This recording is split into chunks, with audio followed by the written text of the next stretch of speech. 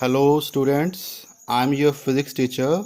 My name is Mr. Vrinder Singh and today's my topic is equation of motion by graphical method. But these equations are very important and with the help of these equations we can find the velocity of the moving body, we can find the distance traveled, we can calculate the time period, we can find the acceleration and different values also. So in class 9 standard, when we study the chapter motion, then these equations of three equations of motion is very important parts. Okay, so let's start one by one. तो बेटे आज हमने जो पढ़ना है वो है हमारे पास थ्री इक्वेशन ऑफ मोशंस. तो ये बेटे जो थ्री इक्वेशंस ऑफ मोशंस है ये हमारे पास एक रिजल्ट की तरह है. आपने इनको अच्छे से याद भी करना है, ठीक है.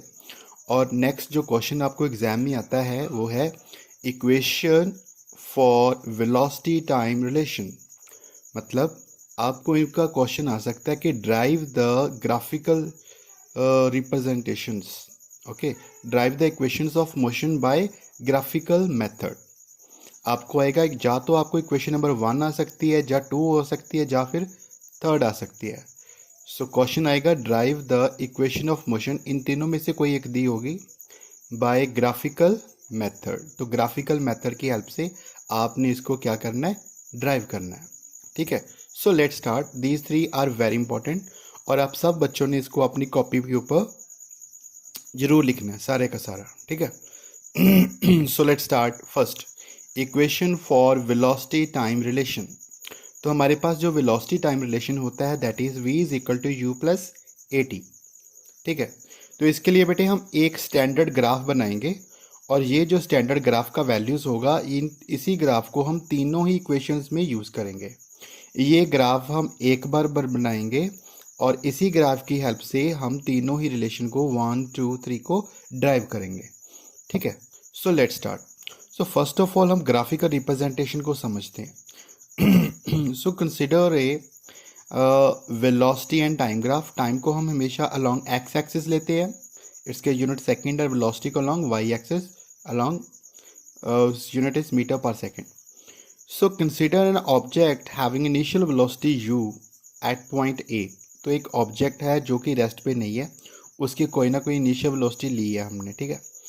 when time is t is equal to 0, then it have after some time it accelerated, okay, and after accelerating it travel distance a और b, a b का इसने डिस्टेंस को ट्रैवल किया and reaching at point b. जब ये object b तक पहुंच गया तब इसकी फाइनल वेलोसिटी कितनी थी, v. जब ऑब्जेक्ट ने स्टार्ट किया मूव करना तब इसका इनिशियल वेलोसिटी कितना था, u.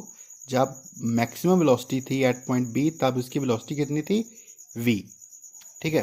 तो बेटे o से लेके OC तक इसको कितना टाइम लगा, t. कितना टाइम लगा, t. तो OC is the time period up to which the object reaches from a to b. a पर उसकी इनिशियल वेलोसिटी थी u, b तक उसकी फाइनल वेलोसिटी कितनी थी, v, ठीक है बेटे. सो एक चीज़ और, ये फाइनल वेलोसिटी 0 से लेके b तक गया तो हम इसको बोलेंगे b और c का कितनी वेलोसिटी थी, v टोटल. और 0 से लेके a तक मतलब OA या फिर d से लेके c तक उसकी कितनी थी वेलोसिटी, इनिशियल वेलोसिटी थी u, ठीक है. तो हमने अगर निकालना है जी, तो ये थे इनके पार्ट. एक था फाइनल वेलोसिटी v, एक था u, दैट इज o. जो हम OA को हम u लिख लेते हैं, ऐसे ही d और c को भी हम u लिख लेते हैं, ठीक है, because OA and DC are also same. So let's start. हम क्या लिखेंगे इसमें, consider the velocity time graph for a uniformly accelerated motion of the body having initial velocity u and final velocity v. Consider a body, velocity time relation है, ये graph है, ठीक है. इसमें यूनिफॉर्मली एक्सेलरेटेड मोशन, देखिए यहाँ से velocity constantly move कर रही है, ठीक है. सो इसी जब ग्राफ हमारा स्ट्रेट लाइन बनता था हम उसको क्या बोलते थे, uniformly accelerated motion. Okay, then after velocity time graph कैसा था, इसमें आएगा वेलोसिटी टाइम ग्राफ कैसा है, नेचर कैसा है इसका, स्ट्रेट लाइन। स्ट्रेट लाइन कौन सी है? ए और बी का। ठीक है, velocity time graph is a straight line A और B. Acceleration of the body, acceleration का फॉर्मूला क्या होता है बेटे? एक्सेलरेशन होता है change in velocity upon time, change in velocity over time. तो चेंजेस ओवर वेलोसिटी का मतलब क्या होता है? चेंज इन वेलोसिटी का मतलब होता है final velocity minus initial velocity, final velocity minus initial velocity, उसको बोलते हैं delta we, that is changes in velocity. यहाँ पे मैं बात बता दूँ, फाइनल वेलोसिटी होगी आपके v और इनिशियल वेलोसिटी क्या होगी? u। इनिशियल वेलोसिटी जब ऑब्जेक्ट स्टार्ट करता है विद सम वेलोसिटी, और फाइनल वेलोसिटी जब हम उसको लास्ट में जो उसकी ऑब्जेक्ट का फाइनल वेलोसिटी होती है, दैट इज v। तो हम इसको डायरेक्ट ये भी लिख सकते हैं v minus u upon time. तो टाइम का वैल्यू क्या आएगा? ओ सी को हम टाइम बोलेंगे, ओ से लेके सी तक का टाइम, और ओ सी इज इक्वल टू ए और डी। ओ सी भी टाइम होगा, ओ सी किसके इज इक्वल टू होगा? ए डी के बराबर। जितना ओ सी होगा उतना ए डी भी है, इसलिए हम ओ सी को भी टाइम ले लेंगे और ए डी को भी हम टाइम को एज्यूम कर सकते हैं। ठीक है, अब देखते हैं हम नेक्स्ट, क्योंकि ये इक्वेशन है ग्राफिकल रिप्रेजेंटेशंस, तो ग्राफिकल रिप्रेजेंटेशंस में क्या होगा? हमारे पास आता है B C. What is B C? B C हमारे पास आता है what is the total distance. तो बी सी का हमारे पास बी सी का वैल्यू क्या आएगा? That is v. So B C value is equal to क्या आएगा? B D plus D C. मतलब बी और सी किसके इज इक्वल टू होगा? B C is equal to होगा बी डी के प्लस डी और सी को। तो ये बन गया B C is equal to B D plus D C. अब हमको पता है बेटे बी सी का वैल्यू क्या होता था? बी और सी का वैल्यू था हमारे पास v और डी सी का वैल्यू था u। ये दोनों वैल्यू को अगर हम इसमें पुट कर दें, डी सी और बी सी का वैल्यू, हमारे पास बी डी की वैल्यू आ जाएगा, और बी डी का वैल्यू क्या होता है हमारे पास? v minus you. बस अब आपको पता है फाइनल वेलोसिटी हम किसको कहते थे? v को, v होता था, और final velocity is equal to था बी सी। इनिशियल वेलोसिटी किसको कहते थे? u। याद रखिए फाइनल वेलोसिटी को हम v बोलेंगे और इनिशियल वेलोसिटी को हम u बोलेंगे। Initial velocity is equal to D C. Time period किसको बोलते थे? Time t is equal to था ओ सी के, which is equal to A D. मतलब ए डी को हम ओ सी भी लिख सकते हैं और इसको हम टाइम भी लिख सकते हैं। आगे है putting values in equation number 1। तो इक्वेशन नंबर 1 हमारे पास कौन सी थी? ये वाली वैल्यू। इस इक्वेशंस में हमने इसकी वैल्यूज को पुट कर देना है। तो अगर इस इक्वेशन में पुट करें तो हमारे पास वैल्यू क्या आएगा? a is equal to B C था हमारे पास फाइनल वेलोसिटी, डी सी था इनिशियल वेलोसिटी। ठीक है, बी सी और माइनस डी सी को अगर हम देखें तो इसकी वैल्यू क्या थी? बी सी और D C which is equal to B D. ठीक है, अगर हम बी सी में से डी सी को माइनस करें, बी सी में से डी सी को माइनस करें तो आपके पास बी डी बच जाता है। और बी डी आपको क्या बताता है? बी डी आपको बताता है चेंज इन वेलोसिटी, और चेंज इन वेलोसिटी हमारे पास होता है final velocity minus initial velocity. ठीक है, और इसकी वैल्यू को आप पुट कर देंगे, ओ सी इज इक्वल टू टाइम होता है, टाइम को इधर मल्टीप्लाई कर दीजिए, बन जाएगा 80। 80 है तो u यहाँ पर कैसा है? नेगेटिव। अगर u नेगेटिव है तो बेटे u नेगेटिव है तो क्या करेंगे? u हमारे पास नेगेटिव है, उधर जाएगा तो कैसा हो जाएगा? पॉजिटिव हो जाएगा। उधर जाके पॉजिटिव हो जाएगा तो बन जाएगा v is equal to u plus 80। ठीक है, तो ये हमारा बन गया इक्वेशन नंबर 1। अब हम स्टार्ट करेंगे इक्वेशन नंबर 2। इक्वेशन नंबर 2 में हमारे पास है, इक्वेशन नंबर 2 में हम बात करेंगे equation for position time relation. तो equation for position time relation हमारे पास होता है s is equal to u t plus half a t square. Second relation जो था, इसमें क्या होता है? ये हमारे पास जो s है, s क्या है? s हमारे पास होता था टोटल डिस्टेंस ट्रेवल। तो वेलोसिटी पोजीशन और टाइम में हमने निकालना है ये वाला relation, s is equal to u t plus half a t square. इसमें हम लिखेंगे consider the object has travelled a distance s in the time t under uniform acceleration a, then distance obtained by area within o a b c under velocity time graph। मतलब जितना उसने graph किया है o a और b और c, मतलब ये triangle और ये एक रेक्टेंगल, इसका अगर हम ग्राफ बनाएं तो इसका एरिया जितना कवर होगा उतना ही इसने क्या ट्रैवल किया है, डिस्टेंस। आपको याद होगा बेटे डिस्टेंस का फॉर्मूला क्या होता है हमारे पास। डिस्टेंस हम किसको कहते थे, डिस्टेंस होता था हमारे पास, distance is equal to velocity multiply by time. ठीक है, तो वेलोसिटी और टाइम का ग्राफ आपको क्या चीज़ दे देगा, डिस्टेंस देगा। तो इसमें हम करेंगे velocity under this one, so area का वैल्यू क्या आएगा, s is the distance which is equal to area under O A B C. जितना इसने एरिया ये वाला ट्रैवल किया है ना, जितना इसका एरिया होगा उतना ही इसका क्या होगा, डिस्टेंस होगा। सो एरिया, तो इसमें हम देखेंगे एक पार्ट आता है ट्रायंगल, एक आता है रेक्टेंगल। ठीक है, 1 + सेकेंड, दोनों को हम कर लेंगे, ये बनेगा area of trapezium. So area of rectangle का वैल्यू होगा O A D C plus area of triangle A B D. आपको पता है रेक्टेंगल का फॉर्मूला होता है length into breadth, plus triangle का फॉर्मूला क्या है, half into length into breadth. तो हमने इसकी ओ ए बी सी का सब वैल्यूज हमने लिखा हुआ है, इन सब वैल्यूज़ को हमने नोट कर लेना साइड पे और इसी वैल्यू को इसमें सब्स्टिट्यूट कर देना। यहाँ से वैल्यू उठा के हमने इसमें पुट कर देना है। पुट करने के बाद ओ ए का वैल्यू क्या होता था, यू, ओ सी का वैल्यू क्या था, टाइम टी, प्लस हाफ। तो सब वैल्यूज़ को पुट कर देंगे, यू टी प्लस हाफ ए और टी और टी है, टी का स्क्वायर रूट बन जाएगा, ए टी स्क्वायर बन जाएगा। So s is equal to u t plus half a t square, ये बन गया आपका इक्वेशन नंबर सेकेंड। अब करते हैं equation number third. Equation number third हम जब करेंगे तो इक्वेशन नंबर थर्ड को हम कहते हैं पोजीशन वेलोसिटी रिलेशन। क्या कहते हैं इसको, पोजीशन वेलोसिटी रिलेशन। हम इसको कहते हैं पोजीशन वेलोसिटी रिलेशन। तो इसका जो रिलेशन होता है that is 2as is equal to v square minus u square. इसमें भी हम वैसा ही करेंगे क्योंकि इसमें भी 2as मतलब डिस्टेंस है। तो डिस्टेंस का फिर से फॉर्मूला क्या होता था हमारा, जब हमने डिस्टेंस को कैलकुलेट करना होता है हम कहते हैं we can find the distance travel by a body during the period its velocity changes from u to v। तो जब भी इसका डिस्टेंस ट्रेवल होता था तो u से लेके v तक का जितना भी इसने चेंजेस में जितना डिस्टेंस ट्रेवल किया, अब हम उसको निकालेंगे। तो ये बन जाएगा पोजीशन और वेलोसिटी का रिलेशन।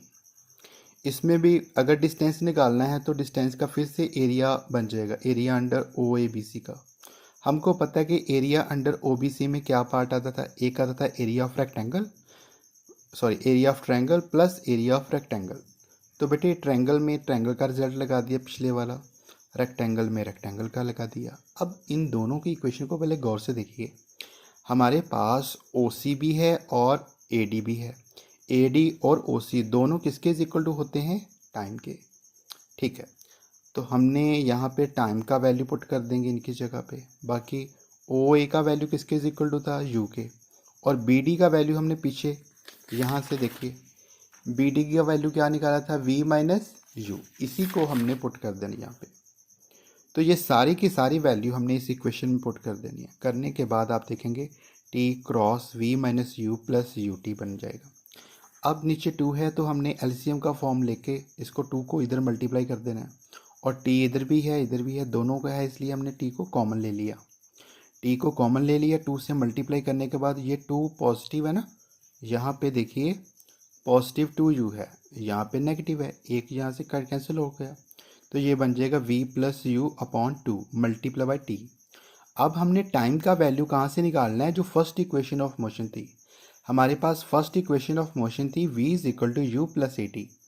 और इस इक्वेशन में अगर हम u को पॉजिटिव या उधर लेके जाएंगे, ये बन जाएगा साइन उधर जाके नेगेटिव, और a को इसके नीचे डिवाइड कर दो तो बन जाएगा टाइम।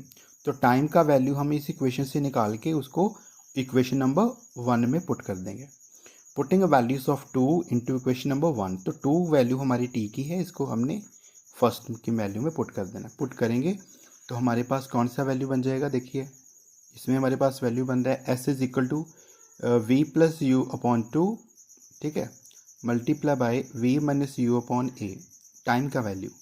इसमें हम 2a को हम साइड पे लिख लेंगे। अब ये बन गया ना, वो फॉर्मूला होता है हमारे पास a plus b into a minus b is equal to a square minus b square. तो इसी फॉर्म में हमने इसको कन्वर्ट कर दिया। ये बन गया v square minus u square.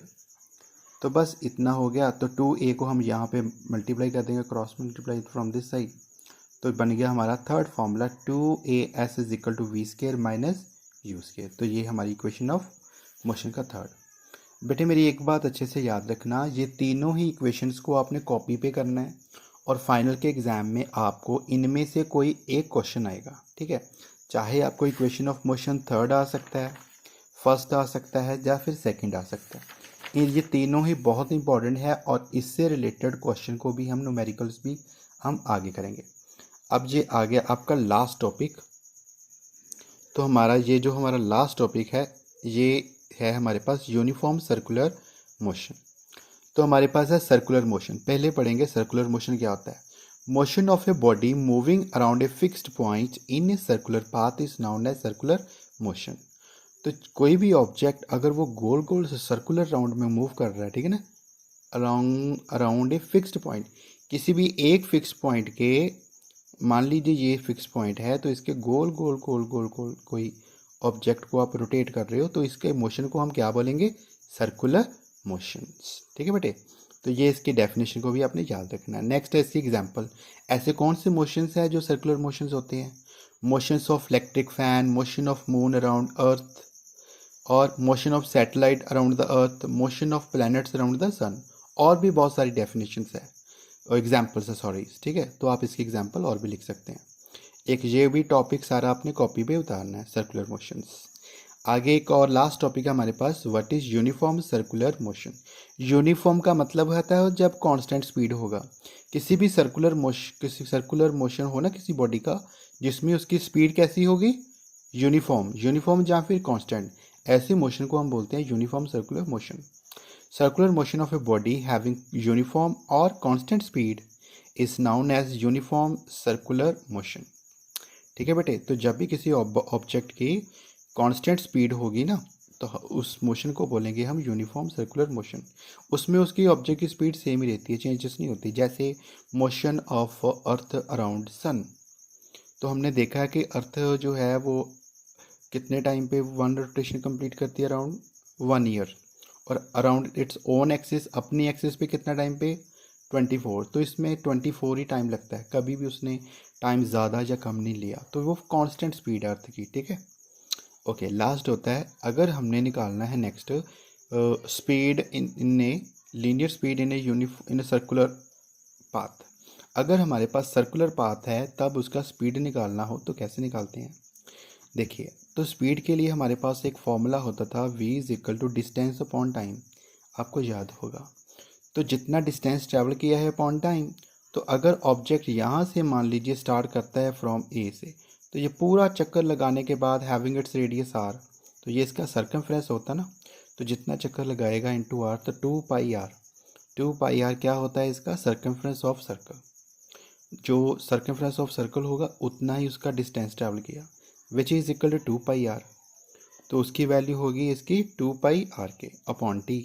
तो v is equal to 2 pi r upon t is the formula. किसका formula, velocity in linear speed of body moving in a circular path of radius r is this. तो ये formula आपने याद रखना है, इससे related numericals भी हम आगे करेंगे। ओके, तो लास्ट में हमारे एक दो क्वेश्चंस और हैं जो अक्सर एग्जाम में आ जाते हैं, that is what is centripetal acceleration. Centripetal acceleration क्या होता है बेटे, acceleration of a body moving in a circular path is known as centripetal acceleration. एक हमारे पास जब भी कोई सी बॉडी की स्पीड अप होती है, ठीक है, स्पीड इंक्रीज होती है, अगर उसकी स्पीड एक लाइन में, स्ट्रेट लाइन में ना होके किसी सर्कुलर पाथ में ऑब्जेक्ट लगातार मूव करता रहे, स्पीड बढ़ती जाए, ऐसे को बोलेंगे हम सेंट्रीपिटल एक्सेलेरेशंस। ठीक है, तो सेंट्रीपिटल एक्सेलेरेशन क्या होगा, when body moves in a circular path, तो तब जब उसकी एक्सेलेरेशन होगी, मतलब ऑब्जेक्ट का स्पीड अप होगा, उसको बोलेंगे सेंट्रीपिटल एक्सेलेरेशन। एक और क्वेश्चन हम कर लेते हैं, what is difference between linear motion and circular motion. तो ये डिफरेंस भी आपको अक्सर एग्जाम में आ जाते हैं। लीनियर मोशंस में ऑब्जेक्ट मूव करता है स्ट्रेट लाइन में, सर्कुलर में मूव करता है लॉन्ग सर्कुलर पाथ पे। इसमें डायरेक्शन चेंजेस नहीं होती बेटे, लगातार लाइन है ना, तो ऑब्जेक्ट लगातार सीधा ऐसे ही चलता रहता है, डजंट चेंज, उसमें डायरेक्शन चेंज नहीं होगी। और सर्कुलर में कैसा होता है ऑब्जेक्ट, ऐसा। तो क्या होता है, पहले यहाँ पे ऑब्जेक्ट होता है, बाद में थोड़ा सा आगे जाता है, फिर से उसको एक फोर्स लगती है, फिर से वो यहाँ पे ऑब्जेक्ट आता है, फिर उसको अंदर की तरफ फोर्स लगती है।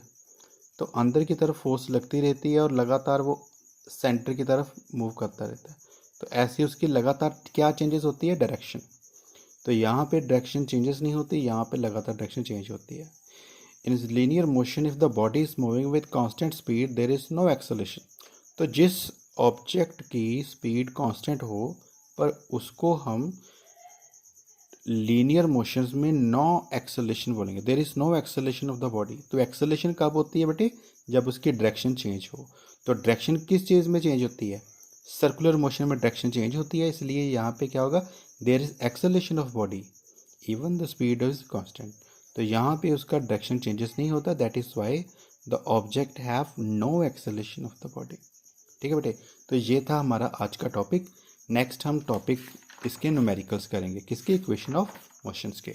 तो ये आपका theory part of class 9th का चैप्टर मोशन का आज हमारा टॉपिक फिनिश हुआ। Okay, thank you.